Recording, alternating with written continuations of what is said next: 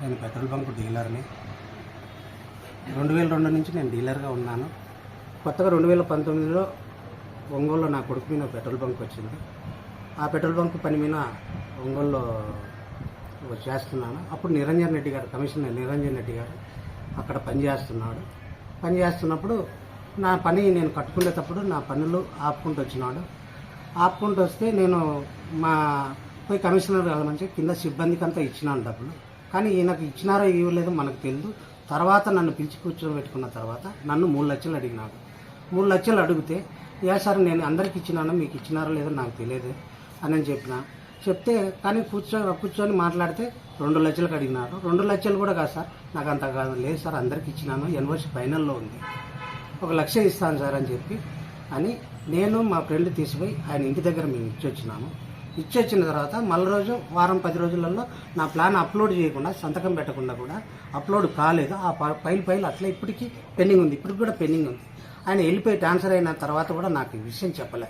Transfer అయినాను, నేను ఏరే ఆఫీసర్ వస్తే నీకు చెప్తాను, అప్లోడ్ చేపిస్తానని కూడా నాకు చెప్పలే. నాకు ఫోనే చేయలేదు, నాకు ఫోన్ టచింగ్లోనే లేడు అసలు. వచ్చిన తర్వాత సరే మరలా ఏదో ఒక రోజు దొరుకుతలేనా అనుకున్నాను, కనపడతాడు కదా మాట్లాడదాం అనుకున్నాను.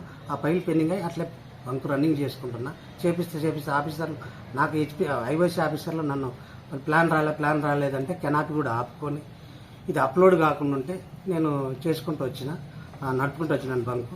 కొద్ది రోజుల తర్వాత మళ్ళీ నేను ఆ బంకు అక్కడి నుంచి నేను నంద్యాలకు వచ్చిన తర్వాత ఇక్కడ నంద్యాలలో జాయిన్ అయినాడని తెలిసి నేను ఆ రోజు నంద్యాలకు ఆఫీస్లోకి పోయినాను.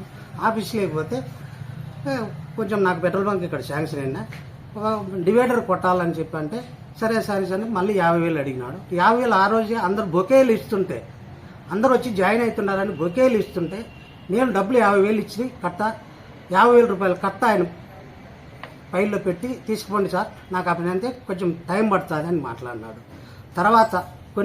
దాని తర్వాత మళ్ళీ కొన్ని ఫైల్స్ జరిగిన తర్వాత ఈరోజు కొన్ని ఫైల్స్ జరిగిన తర్వాత నాకు ఇది ఎంటీ ల్యాండ్ పన్ను కట్టడానికి పోయినాను. పన్ను కట్టడానికి పోతే సెంటుకు 700 అడిగినాడు.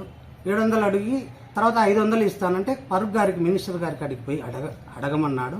సార్ ఆయన దగ్గరికి ఎందుకు సార్ అని నేను అడిగినాను. అంటే ఆయన కాడ కూడా పోయి డబ్బులు తీసుకోవచ్చు, డబ్బులు తీసుకోవచ్చు, ఆయనతో మాట్లాడుకున్నారా, నాదేం లేదు, నేను చేసేస్తాను అని అన్నాడు. కానీ మినిస్టర్ ఫరూక్ గారు అట్లాంటి వాడు కాదు. నేను 30 ఏళ్ల నుంచి ఆయన చూస్తున్నా, ఆయన 1 రూపాయి అడిగే మనిషి కాదు. నాకు తెలుసు, నువ్వు చేయండి సార్ అంటే లేదు, ఫరూక్ గాడి పొమ్మన్నాడు. నేను ఫరూక్ గాడికి కూడా మీడియా మిత్రులతో ఆ సమాచారం కూడా అందించినాను. అందించిన తర్వాత అప్లోడ్ చేయకుండా అప్పట్లో పెట్టి నేను పోయి రోజు ఆఫీసులో సచివాలయాల మట్టి తిరుగుతుంటే కూడా కానీ పట్టించుకోకుండా ఆ ఫైల్ అప్లోడ్ చేయగాకండి అని చెప్పి మాట్లాడుతున్నాడు. దానికి నేను ఒక మీడియా మిత్రుని నిన్న మంగళవారం మీడియా మిత్రుని తీసుకొని పోయి నా డబ్బులు పోతే పని చేయకపోతే చేయపోయినాడు, నా డబ్బులు నాకు ఇచ్చేసాను, 2019 నుంచి పెండింగ్ ఉండే, ఇప్పుడు డబ్బులు తీసుకున్నాడు, ఇవ్వలేదు, నాకు దయచేసి నా డబ్బులు ఇప్పియని ఒక మీడియా మిత్రుని లోపలికి పంపిస్తే వాడు ఒక బ్రోకర్ గాడు, ఆ బ్రోకర్ పని చేసుకుంటూ నా కాడికి వచ్చినాడు. వాని మాటలు మీరెందుకు వచ్చినారు అని అన్నాడు. అంటే సరేలేనా అంటే అన్నలే, నాకు లోపల నాకు కనపడలేదని చెప్పి నేను బయటకు వచ్చిన తర్వాత నాకు వెళ్ళి రూమ్ చూసుకుంటూ వచ్చినాడు. సరే నాదేమన్నా తప్పు ఉందేమో రూమ్ చూసుకుంటూ వచ్చినాడు అనుకుని మళ్ళా బయటకు వచ్చినాక కారులో నిలబడినాడు. కారు కాడికి కూడా పోయి సార్ అని పిలిచినాను, కానీ పలకుండా వెళ్ళిపోయిన తర్వాత ఇంకా మేమేం మాట్లాడలేదు. ఈరోజు బుధవారం ఉదయము నేను ఉదయం 6 గంటలకు గుడికి పోతుంటే, అది 30 ఏళ్ళ నుంచి నేను టెంపుల్కి వెళ్తాను, పోతా టీ తాగిపోతామని అక్కడ నిలబడినా నా కారు కానీ ఆయన కారు నిలబడింది. 2019 నుంచి ఉన్నాడు, తెలుసు, పరిచయం ఉంది, డబ్బులు తీసుకున్నాను నా కాడ, అన్ని విధాలుగా నన్ను వాడుకున్నాడు. సరే నేను అన్న విషయము నాతో డైరెక్ట్గా అనలే, ఎవరో మీడియా మిత్రులతో అన్నాడు, అది నిజమో అబద్ధమో నాకు తెలియదు. నన్ను బ్రోకర్ అన్నాడు. బ్రోకర్ అంటే అది పెద్ద పదం. నేను పారిశ్రామికవేత్తని, నేను పెట్రోల్ బంకులు నడుపుకొని బతుకుతున్నా, నాకు ఏ రాజకీయంతో నాకు అవసరం లేదు, నాకు ఇష్టమైన వాళ్ళకు ఓట్లు వేస్తాను అంతేగాని అని చెప్పి నేను ఆయన పోయి డోర్ కొట్టడం జరిగింది.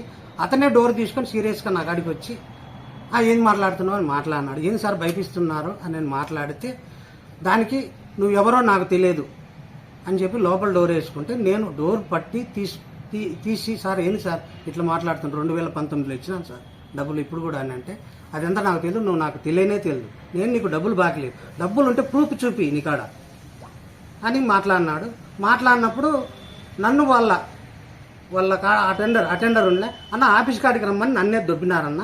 దొబ్బితే అన్న ఏందన్నా దొబ్బుతారు, అటెండర్ పేరు సుబ్బరాయుడు నన్ను దొబ్బినాడన్న. దొబ్బితే అన్న దొబ్బాకుండా దొబ్బే ముందల్లా నా సెల్లు కూడా ఆయన కారు కింద పడింది. ఆ కారు కింద పడే లోపల నేను కారు సెల్లు తీసుకునే లోపలనే నాకు డోర్ టక్కున వేసేసి నా భుజం కూడా తగిలింది అన్నది. తగిలిన తర్వాత సెల్లు తీసుకునేటప్పుడు టైరు వచ్చేసింది ఫాస్ట్గా. నేను సెల్లు తీసుకొని బయటకు వచ్చినాను. ఇది జరిగింది ఈరోజు. నేను ఆయన మీద నాకు కోపం లేదు. ఏ గవర్నమెంట్ ఎంప్లాయీస్తో నాకు ఎటువంటి దురుద్దేశం కానీ, వాళ్ళ మీద నాకు ఆవేశం కానీ, వాళ్ళ మీద నాకు కోపం కానీ ఎటువంటిది నాకు లేదు. నేను ఒక బిజినెస్ మ్యాన్ని. నాకు అందరూ అవసరమే. నేనేం పొలిటికల్ లీడర్ని కాదు. నాకు అందరూ అవసరమే, అందరు కావాలి. ఆయన చేసిన తప్పుకే నేను ఇవాళ ఈ ప్రెస్ మీట్ ఇవ్వాల్సింది వచ్చింది. నేను పోలీసు వాళ్ళు అందరూ నేను అందరితో ఫ్రెండ్లీగానే ఉంటాను. కానీ నేను డబ్బులు ఇచ్చే ఎక్కడన్నా ఇప్పించే అడిగిన కాడికి ఇచ్చి అన్న ఇంత ఇస్తాను, ఇంత ఇయ్యలేను, ఇంత ఇచ్చి చేపించుకొని పోతాను నేను. అంత తప్ప ఇంకొకటి నేను ఇవ్వను, నా ఫైల్ చేయాలా అనేది ఎప్పుడు లేదు. నేను గత 15 ఏళ్ళు 20 ఏళ్ళు ఎంపీ దగ్గర చేసినాను. ఎంపీ దగ్గర కానీ అన్ని ఆఫీసర్స్తో నేనే వర్క్ చేపిస్తున్నా.